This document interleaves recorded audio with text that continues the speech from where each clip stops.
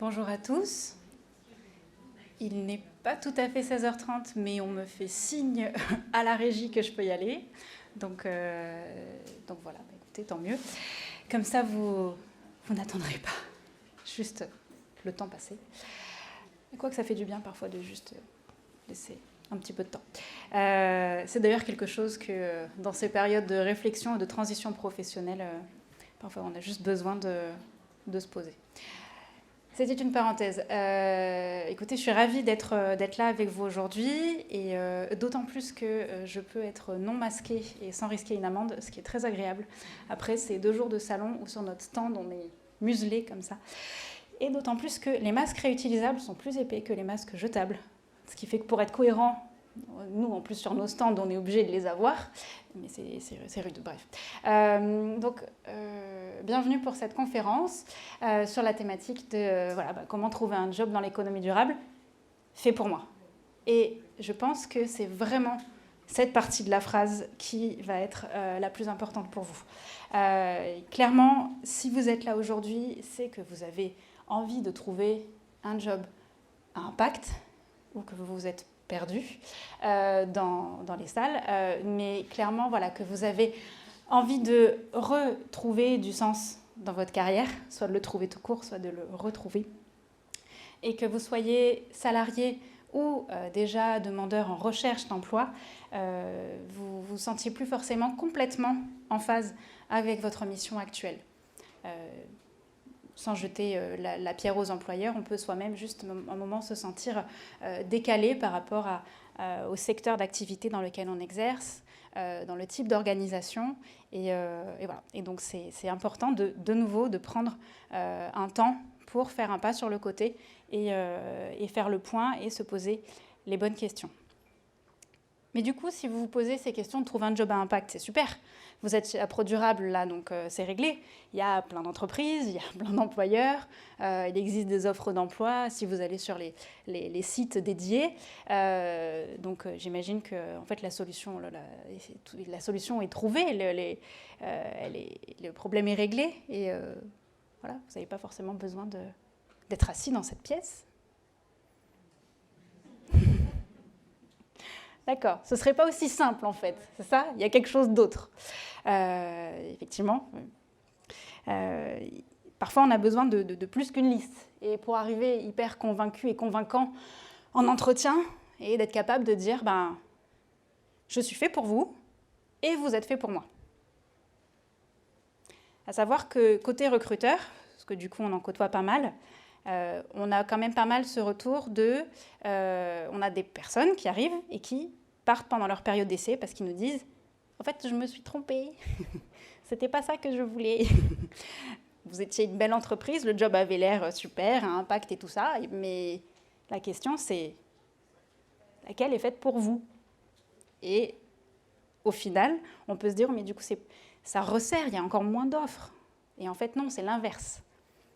On se dit que les offres vont être forcément tatouées, estampillées, environnement, développement durable, RSE, et en fait, pas forcément. Ce qui, au final, est très rassurant parce que de 100 jobs, 100 offres d'emploi par an à Paris, vous allez passer à des dizaines de milliers d'emplois potentiels dans toute la France, et encore plus si vous avez une mobilité internationale. Donc en vrai, c'est rassurant. Et c'est vrai que de prime abord, tout ça peut sembler un petit peu impressionnant. Je ne me suis pas présentée, je suis Laura Genevoix, la fondatrice de Mon Job de Sens.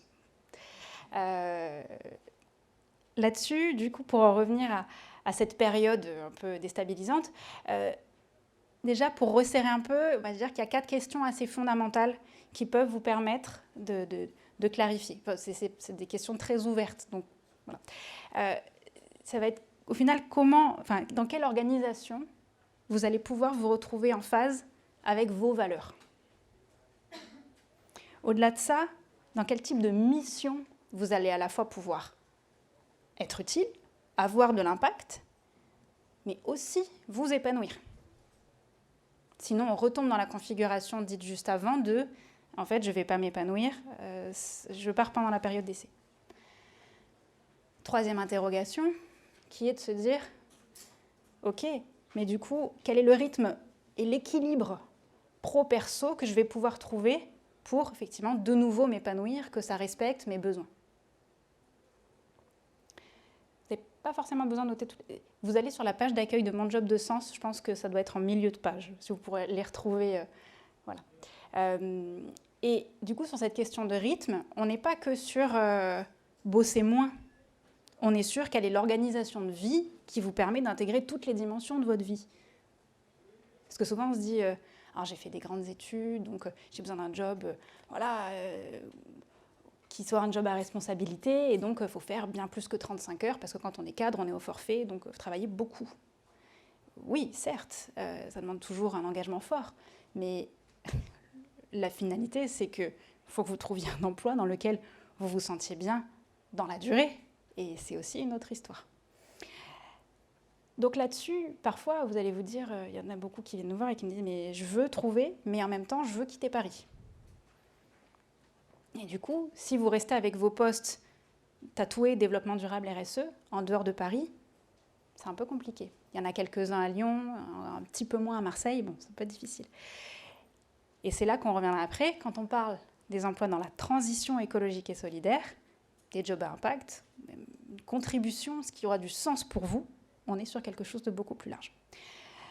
Donc je reviens avec mes 4 questions que je vous ai listées. La dernière, c'est OK, donc après le rythme, mais du coup, comment je vais réussir à être recrutée pour ce fameux poste qui, OK, sera dans l'organisation, sur la mission qui me convient et au rythme qui me convient. Et arriver enfin avec cette phrase qui, quand elle est authentique, a tout son sens, « Je suis fait pour vous et vous êtes fait pour moi ». Le coup de foudre, quoi. Ben, ça peut paraître une réelle mission impossible. Et ça justifie peut-être, du coup, un peu votre présence dans cette salle. Rassurez-vous, c'est pas une mission impossible. En tout cas, pour un certain nombre de personnes, c'est devenu une mission possible. Mon Job de Sens, ça fait 3 ans qu'on existe. On est une entreprise d'utilité sociale. Et on a accompagné plus de 200 personnes. On propose des parcours d'accompagnement, dont je vous parlerai un petit peu tout à l'heure, qui sont donc en petits collectifs. Donc voilà, ce sont les fameuses 20 promos qui sont écrites à gauche. Et à droite, du coup, plus de 6500 personnes qui ont participé à des événements qu'on a organisés. Parce que le but est bien qu'on soit le plus nombreux possible à contribuer à relever les défis actuels. Et pour ça, il faut que ce soit accessible à un maximum de gens. Alors nous, pour pouvoir concentrer nos journées, notre temps, notre énergie à ça, effectivement, on cherche à être rémunéré, mais il y a aussi beaucoup de choses qu'on fait qui sont ouvertes. On fait tous les mois des conférences dont le but est de pouvoir décrypter les différents secteurs, comme, je ne sais pas, la transition énergétique, quels sont les différents types d'activités, d'entreprises, d'organisations, d'activités, de métiers, puisque du coup, à chaque fois, on va élargir la vision, et qui les composent, quels sont les vrais enjeux, comment fonctionne cet écosystème-là, parce qu'il y a toujours des jeux d'acteurs, différents positionnements qui peuvent être dans des organisations du privé, du public, de l'associatif. Et à chaque fois que vous rentrez sur une thématique, que ce soit la transition énergétique, le zéro déchet, l'alimentation durable, la mobilité, il y a de nouveau un panel immense.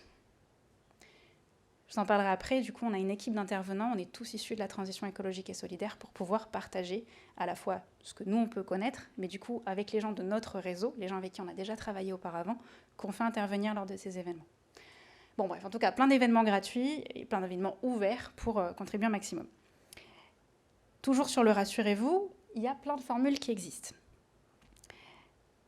Parmi les personnes qui ont participé, du coup, les plus de 200, il y a des personnes qui font des reconversions. On a Clémentine, par exemple, qui travaillait dans un grand groupe, qui était consultante et qui a décidé de quitter Paris, rentrer dans la fonction publique territoriale, enfin pas la fonction publique, mais en tout cas travailler dans une collectivité, et elle est chargée de projet zéro déchet. Rien à voir.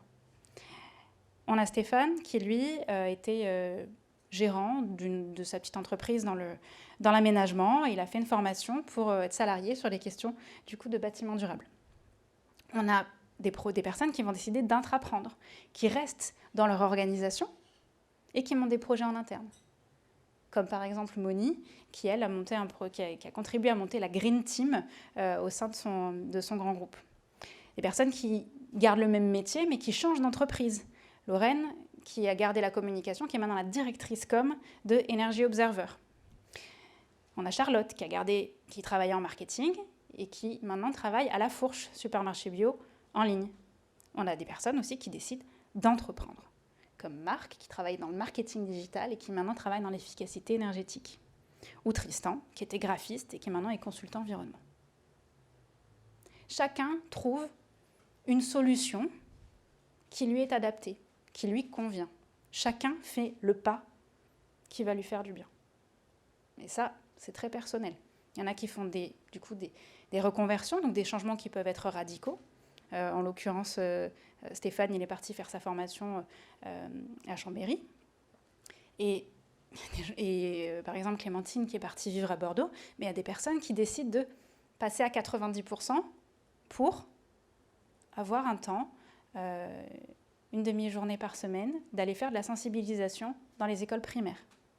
Parce qu'elle rêvait de faire ça, mais il n'y a pas de modèle économique.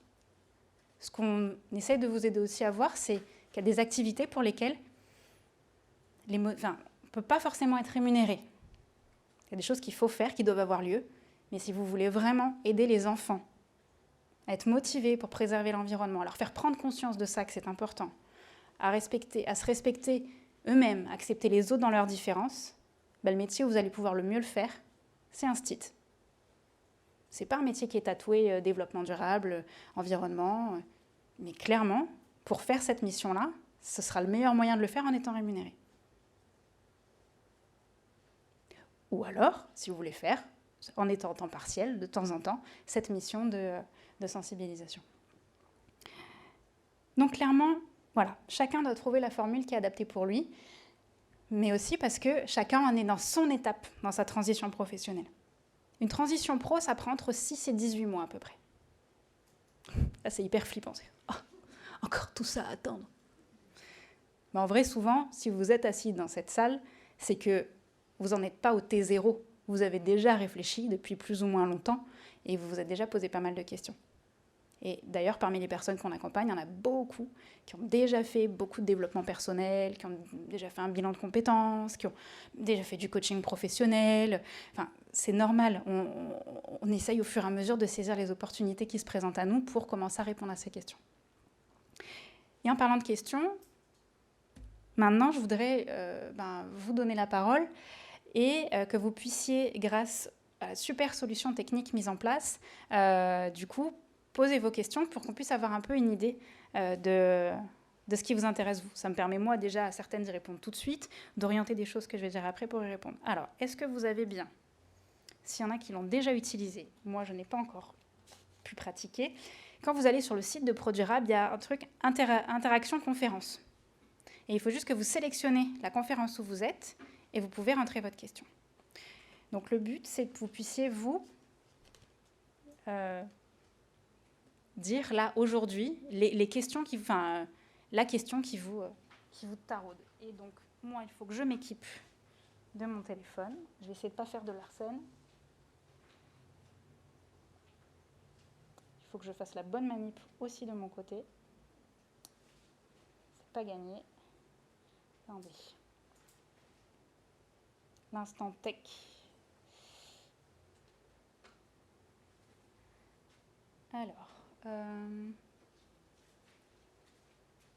Alors là, je pense que c'est encore l'événement d'avant. Alors, je ne sais pas si c'est à moi ou si c'est à la régie d'intervenir. Oui, monsieur. Du coup, est-ce que c'est vous qui vous occupez de basculer sur les questions quand ils mettent le... Non, vous ne faites pas ça. Qu'est-ce que je dois faire, moi ? Eh bien, je les verrai sur mon...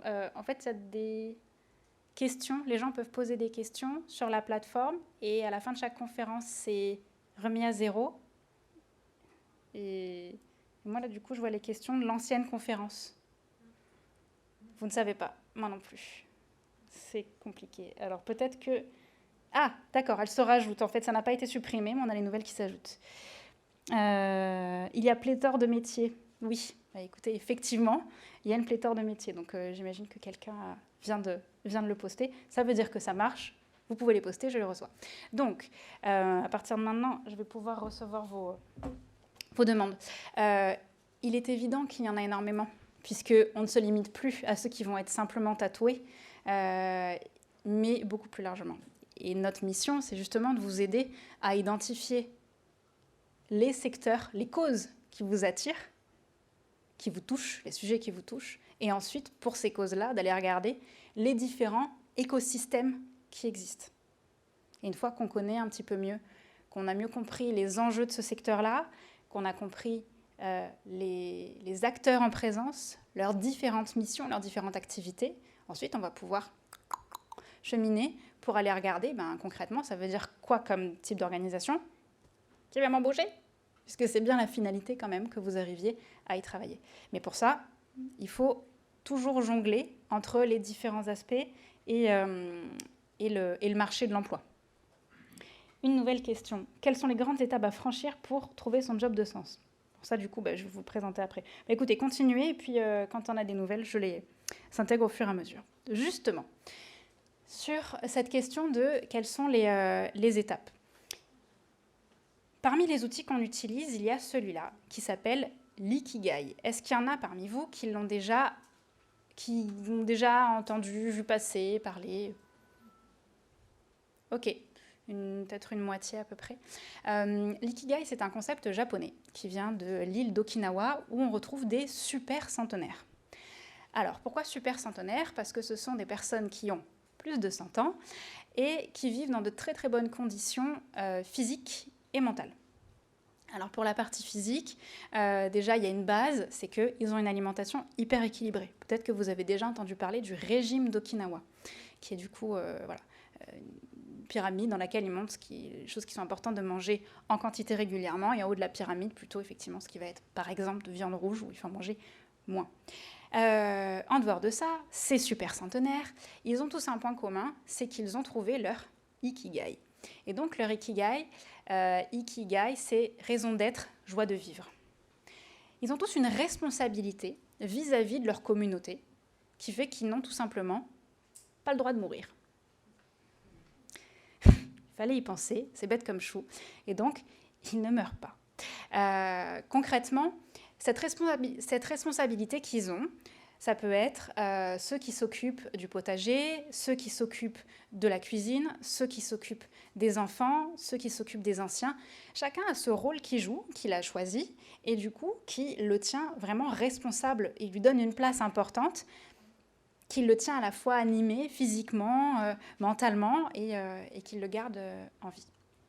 Et ainsi, des experts sont allés étudier là-bas et voir qu'il y avait des conditions qui pouvaient être réunies et qui aidaient à identifier cet Ikigai. Et donc, ça fait partie, entre autres, des outils qu'on va utiliser, un peu comme un mapping pour clarifier ces missions dans lesquelles on va pouvoir s'épanouir et être utile. Quand je dis ça fait partie, c'est parce qu'il est évident que même quand vous avez cette réponse, il n'y a pas forcément l'offre d'emploi qui est en face. Mais c'est une bonne base. C'est une bonne base parce que tant qu'il y a des cases qui restent non remplies, il faut continuer à cheminer. Cool, il y a d'autres questions. Super. Bon, je vais regarder ça juste après. Je finis de vous expliciter cette partie-là. Donc, les différentes dimensions qu'on voit sur l'Ikigai, effectivement, c'est de trouver une activité que vous aimez faire. Vous allez quand même y passer globalement 8 heures par jour, peu ou prou, dans laquelle vous soyez vous particulièrement doué, vous puissiez y exprimer vos talents, votre mode de fonctionnement naturel. S'il est naturel, il est fait avec plaisir, il est spontané. Attention, on a dit naturel, spontané, peut-être même avec plaisir. Attention, mais du coup, si c'est avec plaisir, c'est pas du travail. Puis si c'est pas du travail, ça n'a pas de valeur. Ça veut dire que du coup, pour être efficace, avoir un travail, il faudrait juste faire en sorte de ne pas utiliser ses talents parce que sinon, attention, on va prendre un peu trop de plaisir. Heureusement, depuis quelques années, c'est quand même quelque chose qui est rentré dans les mœurs, de se dire que ce serait bien d'utiliser nos talents. Mais pendant très longtemps, et d'ailleurs souvent nous-mêmes, nos talents, on a du mal à les voir. Parce que comme on le fait naturellement, sans effort, on n'a pas l'impression qu'ils aient autant de valeur. Vous n'avez peut-être pas, vous, dans votre enfance, cette phrase de travail dur. Il faut que ce soit dur. Voilà. Et moi, pendant très longtemps, on m'a dit que j'étais plutôt sympa, plutôt sociable. Et moi, je voyais juste, je tchatche. Alors, je suis marseillaise, donc voilà. Mais alors, je papote. Et je ne voyais pas la valeur. À l'inverse, on m'a dit, tu es avenante, c'est facile d'aller te voir, tu es accessible et du coup, on a envie de te parler, on a envie de se confier à toi. Et là, du coup, j'ai commencé à voir que ce côté sympa pouvait avoir une valeur réelle dans la vie, et au final dans la mienne, et puis même dans celle des autres, et professionnellement.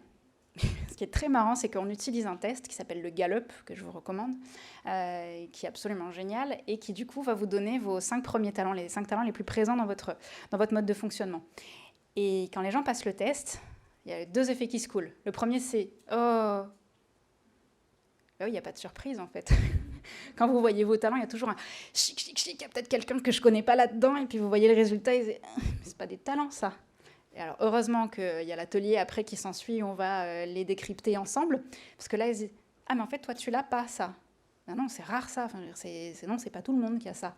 Ah, donc ça a vraiment de la valeur? Bah oui, ça a vraiment de la valeur. Ok, d'accord. Et du coup, comment je m'en sers? Bon, parce qu'il y a la première étape, et derrière, c'est ah ok, bah si c'est de la valeur, comment je peux lui donner plus de place dans ma vie? Comment il peut me servir à atteindre mes objectifs? Donc là, au final, je ne vous parle pas de transition, mais en fait, c'est la base. Parce que tant qu'on ne s'appuie pas sur cette base-là, déjà, on ne retrouve pas complètement suffisamment confiance en soi. Et on n'a pas encore tous les outils pour trouver la mission dans laquelle on va pouvoir vraiment s'épanouir. Puis là-dessus, du coup, quand on y voit plus clair dans nos talents, on échange, ça nous aide aussi à voir, nous en partageant avec vous, les types d'activités, concrètement, qui pourraient correspondre un peu plus, notamment à ce dont le monde a besoin. Quand je vous parlais tout à l'heure de ce côté avenant sociable, dans les missions de partenariat, c'est précieux.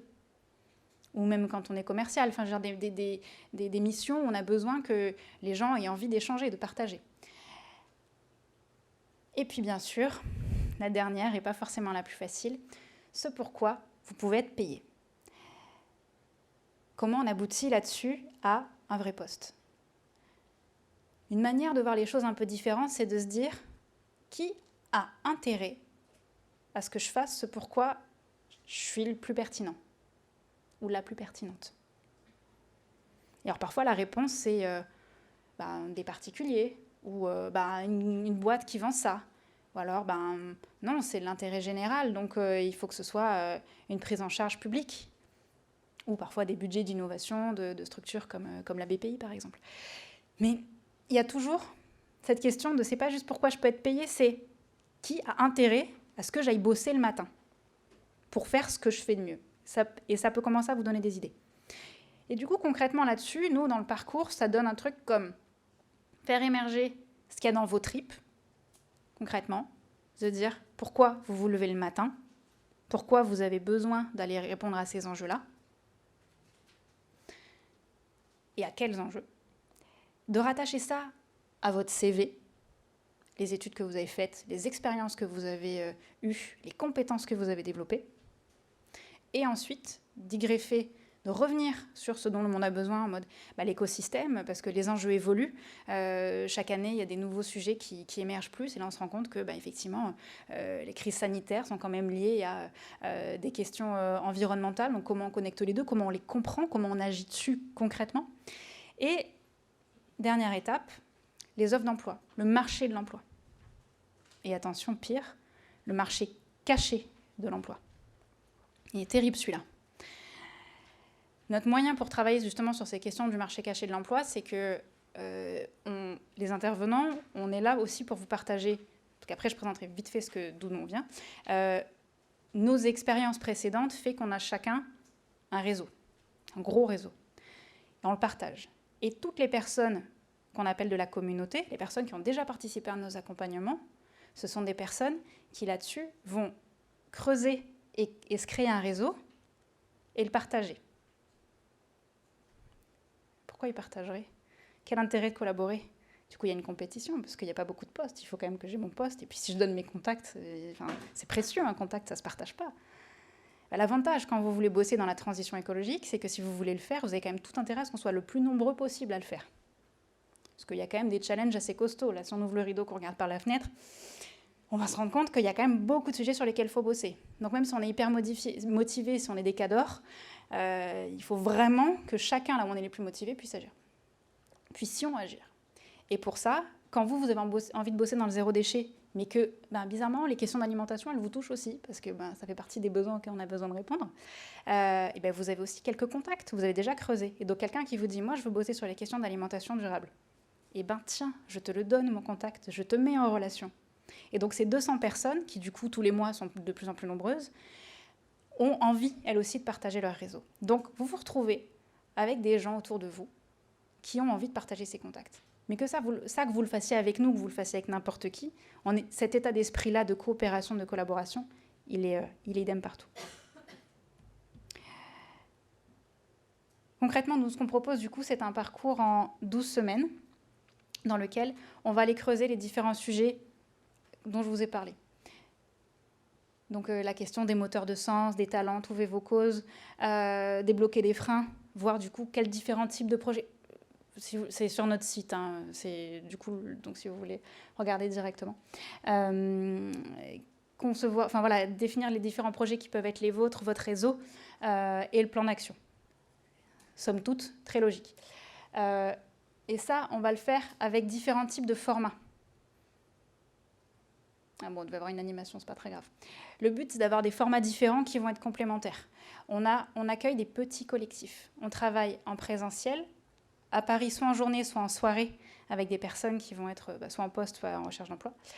Et on va chercher à avoir des groupes, parce que le collectif est très riche, comme je vous le disais, mais des petits groupes, pour avoir un maximum de temps d'expression. Et des groupes, du coup, vraiment en mode cocon, bienveillant, parce que quand on arrive et que parfois on a vécu un burn-out ou des choses difficiles, ou des remises en question, on a besoin d'être accueilli. Et surtout avec des personnes qui se posent les mêmes questions que vous. Donc on se sent compris, enfin, parce que parfois dans notre entourage, on a beau partager nos réflexions et mais pourquoi tu veux quitter un CDI? Mais pourquoi? Enfin, genre, t'es hyper bien payé, voilà. Quelle idée, remettre en question ce besoin de sécurité, mais pourquoi? Et oui, parfois, voilà, on a besoin de ça et on a besoin d'être avec des gens auprès desquels on n'a pas en permanence besoin de se justifier. Comme si vous avez déjà eu un premier rendez-vous Pôle emploi, alors, je voudrais travailler dans l'environnement. Oui, vous pouvez poser des panneaux solaires. Voilà, c'est tout ce que je sais. Et si je ne veux pas faire ça, vous vous débrouillez. Voilà. Donc, c'est aussi parce qu'on s'est rendu compte qu'il n'y avait pas d'intervenant qui pouvait répondre à ces questions qu'on s'est décidé à le faire. Après, je vous dirai qui c'est on, du coup. Et voilà, donc au niveau des différents formats, on a des ateliers pratiques, on a du coup c'est des ateliers expérientiels, le fait de pouvoir vraiment se poser des questions perso, que vous puissiez vous les poser, parce qu'elles sont importantes, mais aussi bien des questions professionnelles, et toujours ces questions de « oui, mais j'ai besoin de comprendre l'écosystème ». Donc là, en bas, vous voyez un atelier, on a fait la fresque du climat, mais il y a aussi plein d'autres outils qu'on utilise pour comprendre les enjeux, comment ils se connectent, etc. Des thématiques pratiques, débloquer les freins, comment gérer sa relation à l'argent, négocier un départ, changer de région, parce que c'est des besoins très pratiques, mais il faut croiser tout ça. Sinon, on ne peut pas aboutir à la solution finale si on n'a pas répondu à ces questions individuelles. Et puis, on a aussi des accompagnements possibles en visio pour ceux qui ne sont pas sur Paris, et aussi avec nos participants pour avoir des échanges, des groupes d'entraide plus réguliers et partager des contacts. Ça, c'est l'équipe. Enfin, une partie de l'équipe, du coup, on a encore d'autres intervenants.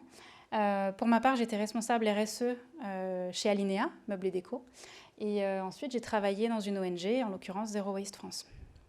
J'accompagnais les porteurs de projets zéro déchet, ce qui m'a notamment permis de cofonder Réseau VRAC, qui est du coup le réseau des professionnels du VRAC. Et aujourd'hui, je suis au conseil d'administration d'Enercop, ce qui me donne aussi accès à d'autres approches sur d'autres thématiques. Céline Julien, c'est l'ex-DRH d'Emmaüs France. Et Camille, c'est l'ex-directrice générale d'Alternative économique. Donc, et dans les autres intervenants, il y a aussi Olivier, qui est un ex-ingénieur du ministère de l'écologie, Emmanuel, qui est ex-directrice recyclage de chez Coca. On est tous là à avoir envie de partager cette expertise. On a tous fait une transition pro pour faire du coaching professionnel. Donc, on a ces doubles casquettes de compréhension des secteurs, des enjeux, et d'accompagnement. Et on a envie de partager notre réseau et vous permettre d'accéder au marché caché de l'emploi. Parce que c'est injuste que du coup, il y ait cette barrière et qu'on ne permette pas à tous les gens qui ont envie de s'engager de pouvoir le faire. Et attendez, tac, ça c'est les trucs pratiques. Déjà, revenons sur les questions que vous posiez. Est-ce que ça s'est mis à jour? Ça a disparu. C'est formidable. C'est revenu où? Laissez-moi 30 secondes. Je désespère. Je vais recliquer sur le lien. Je vous prie de m'excuser. Après, je pense qu'on aurait même pu poser les questions. Parce que c'était interdit de passer le micro, mais globalement... alors, je regarde, parce que je pense qu'il y en a plein qui vont se croiser. Là, on est sûr. Des formations. Du coup, est-ce qu'on doit faire une formation en environnement? Est-ce qu'on peut... Dans le cadre d'une reconversion, comment on capitalise et on communique sur son expérience? Ok. Les sites internet pour voir les offres. Est-ce qu'il y a des aides à l'emploi pour les entreprises dites normales qui peuvent les amener à embaucher des personnes dans notre cas? Qu'est-ce qu'on fait? Bon, ça, j'ai raconté. Les tendances des attentes des recruteurs, les étapes. Ok. Bon, globalement, bien sûr que vous pouvez faire des formations RSE développement durable. Et si vous avez la chance de passer sur des stands comme celui de Birdeo, par exemple, qui est un cabinet de recrutement spécialisé là-dessus, dont on est partenaire, ils vont vous dire, si vous voulez être responsable des DRSE, bien sûr, il y a des métiers sur lesquels c'est vraiment pertinent d'avoir une expertise métier. Quand on fait une formation, c'est pour acquérir des compétences, pour savoir faire un métier. En dehors de ça, le développement durable, c'est de la culture générale.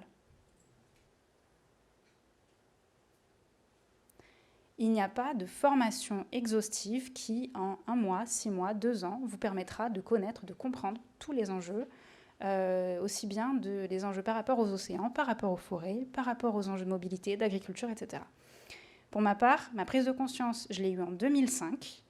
J'ai vu un documentaire sur le climat, j'ai fait « c'est ça qui nous attend ». À cette époque-là, on n'en parlait pas encore beaucoup. Et ça fait 15 ans que je passe beaucoup de temps à lire des choses, voir des documentaires. Enfin, une veille, comme vous, c'est évident. Et du coup, je ne vois pas comment, en quelques mois, on aurait pu me donner des connaissances qui pourraient être relativement exhaustives et puis rajouter là-dessus une pensée critique, parce que c'est important de ne pas prendre pour acquis tout ce qu'on nous dit. Et ça n'existe pas, en fait. Donc, ça, c'est quelque chose qui est important à dissocier, parce que le besoin auquel vous avez peut-être envie de répondre, c'est un besoin de légitimité. Je vois des regards de... Oui, ça sonne familier. Il est évident, quand on est sur des périodes de transition professionnelle, qu'on ait des besoins de légitimité. Comment on peut arriver à se pointer en entretien parce qu'on est toujours trop jeune ou trop vieux? Je suis sûre que dans la salle, ceux qui ont au-dessus de 45 ans se disent « moi, je suis plutôt senior, je suis plutôt trop vieux par rapport à tous ces jeunes qui maîtrisent le digital, qui vont prendre des postes. En plus, ils sont plus jeunes, ils ont un peu moins d'expérience, du coup, ils sont moins payés, donc ils vont plutôt les recruter comme moi. » Et à l'inverse, on a les profils plus jeunes qui vont se dire « mais en fait, moi, je ne sais pas faire grand-chose, donc pourquoi est-ce qu'ils me prendraient moi? Ils vont prendre un profil plus expérimenté. » Eh bien oui, il y a tous les sons de cloche. Et en vrai, il n'y a pas une seule recette qui existe. Les recrutements vont se faire différents dans toutes les boîtes. Et très souvent, on nous dit, je n'ai pas postulé parce que mon profil ne répondait pas complètement à l'offre. Alors, je vais encore briser un mythe. Une offre d'emploi, une fiche de poste, c'est une lettre au Père Noël.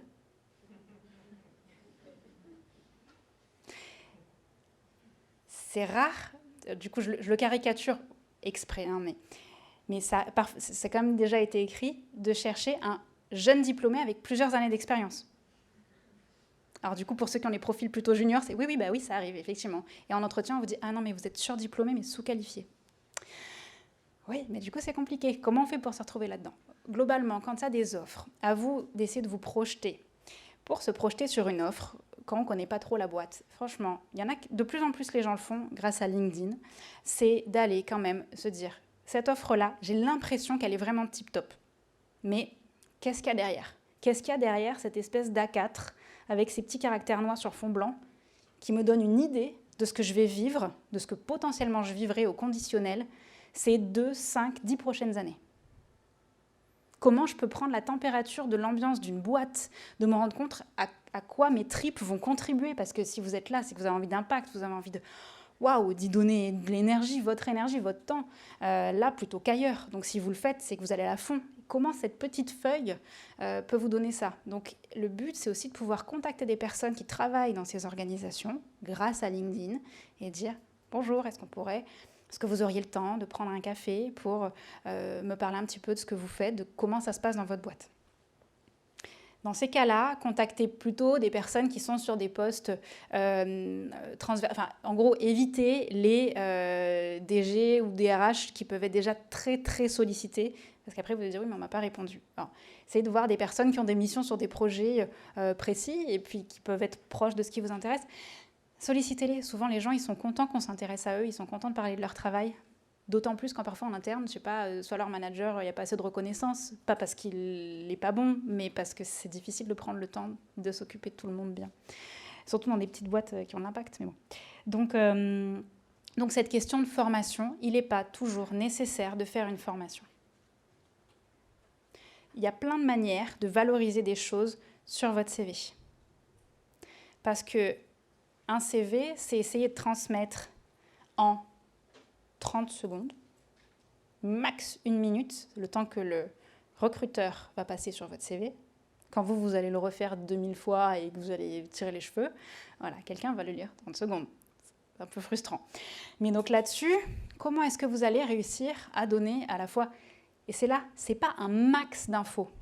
Attention, ce sont les vraies infos qui correspondent à l'offre. Déjà, bon, vous avez déjà fait sans doute des ateliers CV, donc ça, vous le savez. Mais ce que vous savez peut-être pas, c'est qu'il y a des choses qui ne correspondent pas à des postes qui peuvent vraiment être très valorisés. Qui sont des expériences. On n'a pas besoin d'avoir 2 ans en CDI dans une boîte pour pouvoir dire qu'on a testé ça. Pas forcément dans la case hobby, loisir, mais il y a des structures comme vendredi.co, par exemple. Et maintenant, j'ai vu qu'il y en avait d'autres qui existaient, mais je ne me rappelle pas de leur nom. Si jamais il y en a parmi vous qui ont une idée de ces... Bon, je vais expliquer ce que c'est. Si vous pensez à des noms, vous les dites. Vendredi.co, ils permettent à des collaborateurs en poste ou même à des particuliers qui auraient envie, donc sans passer par leur boîte, d'aller faire des missions de mécénat de compétences, 2 heures, 2 jours, 2 mois, dans des organisations de l'économie sociale, qui peuvent être des associations, des fondations, des entreprises, sur des missions précises. Et donc, ces missions, le but, c'est qu'elles puissent correspondre à quelque chose qui vous attire. Alors, parfois, c'est se dire, je rêverais de bosser chez Emmaüs, mais le seul moyen de savoir si ça me plaît, c'est de postuler, et puis d'être pris, et puis machin. Ben non, peut-être que déjà, en allant faire une mission chez Emmaüs, vous allez regarder sur vendredi, vous vous connectez, donc nous, on a mis en place un partenariat avec eux pour que ce soit plus facile, et vous allez faire ces expériences-là, vous allez tester le terrain. Vous n'allez pas attendre qu'on vous donne un CDI ou un CDD pour aller tester, pour voir si ce que vous pensez qui peut être génial pour vous l'est vraiment. Testez-le pour de vrai. Et du coup, ça, c'est un super moyen de le faire. Parce que parfois, on se dit, mais je ne vais pas embêter quelqu'un en contactant cette structure, lui proposer de faire une mission, alors qu'ils n'ont peut-être pas besoin de moi, et puis comment je les aborde. Mais là, c'est super. C'est très simple. Vous allez, vous regardez le catalogue, vous allez faire votre petit shopping, vous allez repérer quelques missions, vous candidatez. Et si ça match, c'est génial, parce que eux, et mon job de sens en fait partie en tant qu'entreprise d'utilité sociale, on a besoin de renforts. Quand on a une mission d'utilité sociale, ça veut dire que dans notre activité, on a privilégié le projet, la mission, à la lucrativité. On cherche à être rentable. On veut en vivre, c'est évident. Mais c'est pas ça qui nous fait nous lever le matin. Ce qui nous fait nous lever, c'est nous dire que on a besoin d'être vraiment plus nombreux pour répondre à ces enjeux. Et qu'en plus, c'est génial parce qu'il y a plein de gens qui veulent répondre à ces enjeux. Des gens dont vous faites partie. Et donc, on se dit, on peut aider ces gens-là à trouver leur place parce qu'on connaît une partie des clés qui peuvent permettre d'accéder à ces jobs. Parce que pour avoir bossé dans l'associatif, il y a des règles. Bien sûr qu'il y a des choses qui sont informelles. Mais un jour, on était en train de recruter quelqu'un sur une mission. Et il y a alors, j'ai fait une école de commerce, mais il y a un jeune d'une grande école qui est arrivé. Il nous a tutoyé direct avec la directrice.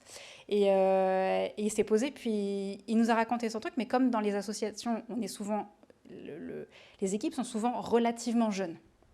Plutôt entre 25 et 40 qu'au-delà. Parce que les budgets sont réduits. Donc pour accepter d'être payé 1 500 €, il ne faut pas avoir un crédit et 3 enfants. C'est certain. Du coup, il est arrivé, il nous a pris de haut, machin. Donc, bien sûr que s'il avait été embauché, parce que ça n'a pas été le cas, on se serait tutoyé et on aurait papoté spontanément. Mais pas à l'entretien. L'associatif, c'est professionnel. Pour les postes sur lesquels on recrute dans l'associatif, au final, ils sont très chers, même s'ils sont très mal payés.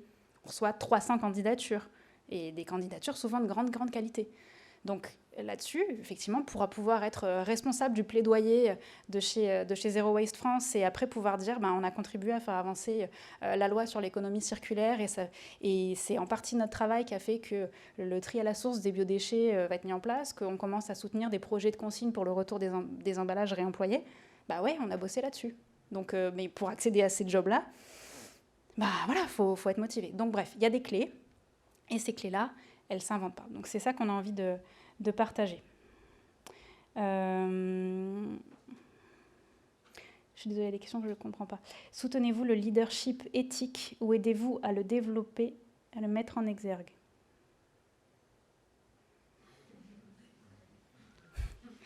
Est-ce que la personne qui a posé cette question peut bien l'expliquer? Bon, si elle ne se sent pas, j'en trouve l'autre. Donc, on était sur les formations, sur quoi on capitalise. Donc, oui, donc clairement capitaliser sur des expériences. Il n'est pas nécessaire de faire un CDI, des missions avec Vendredi ou plein d'autres choses vous permettent de saisir les opportunités, de juste dire j'ai fait un tour du monde ne suffit pas.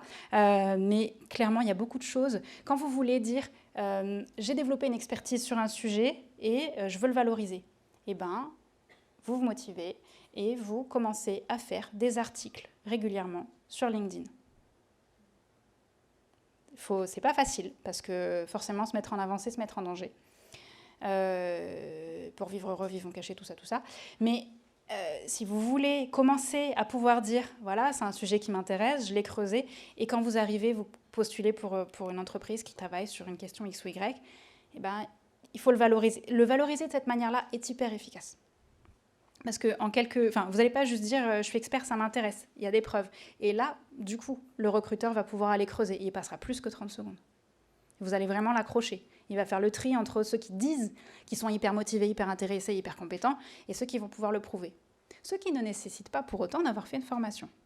Parce que maintenant, avec tous les MOOC qui existent, les livres, les documentaires, il y a quand même vraiment moyen de commencer à engranger de la connaissance et de l'expertise sur des sujets, sur tous les sujets de la transition.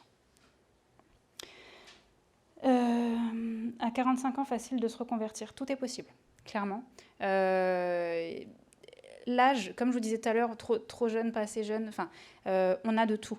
La question, c'est comment est-ce que vous allez raconter l'histoire qui est la vôtre, valoriser ce que vous savez faire, et que ce soit cohérent et que ça corresponde au poste. Un recrutement, c'est l'offre et la demande. Donc,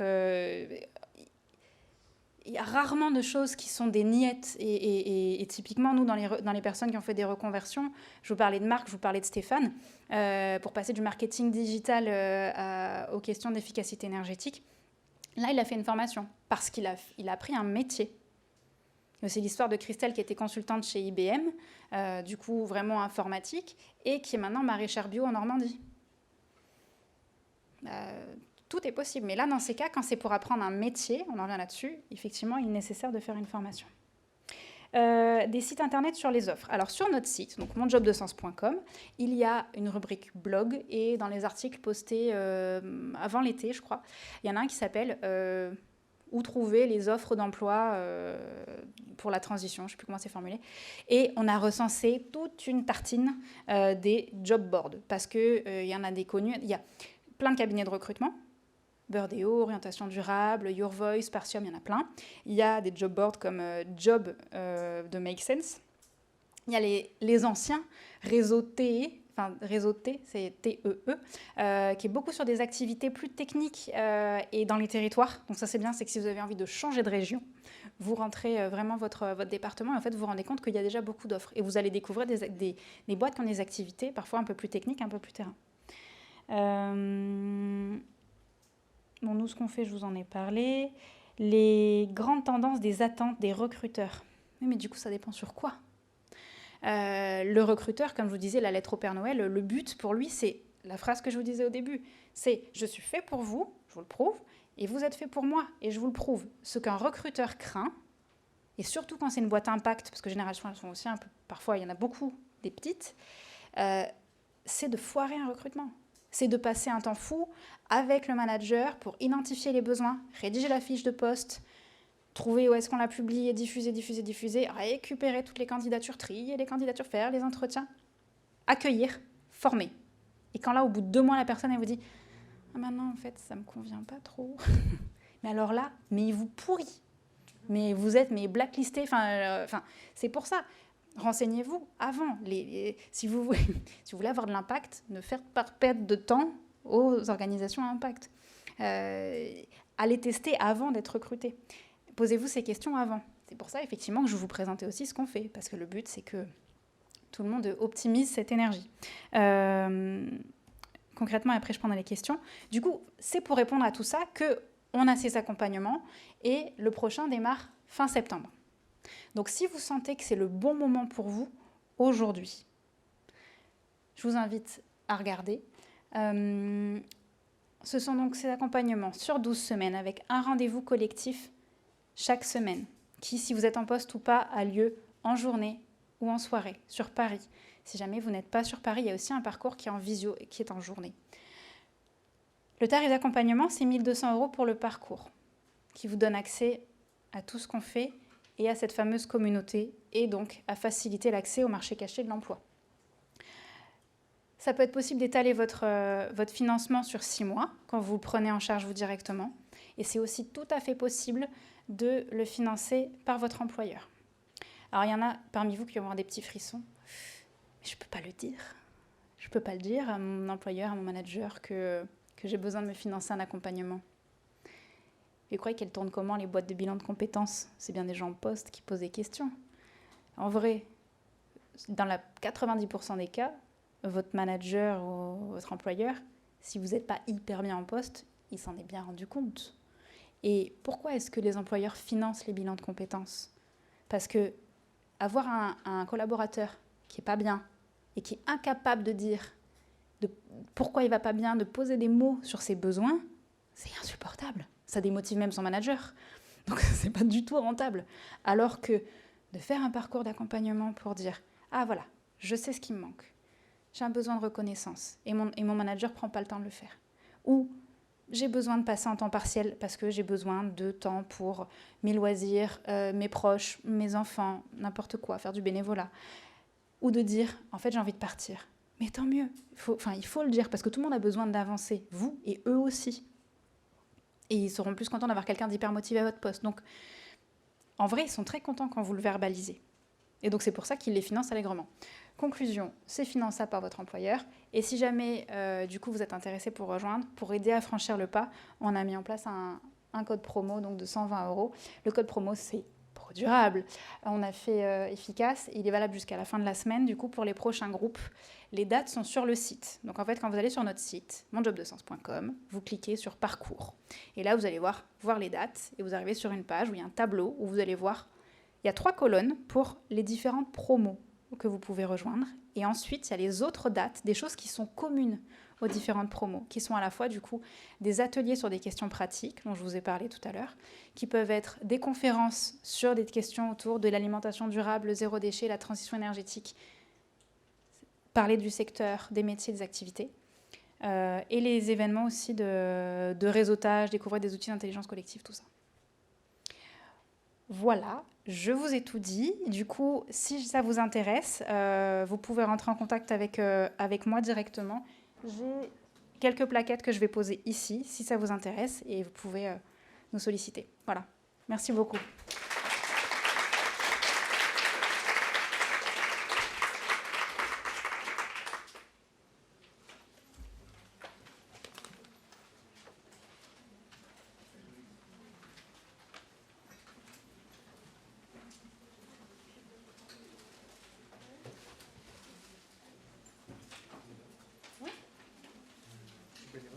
Oui. Étudiant à c'est une école de commerce spécialisée dans l'environnement. Bien sûr, je vous écoute, je débranche le...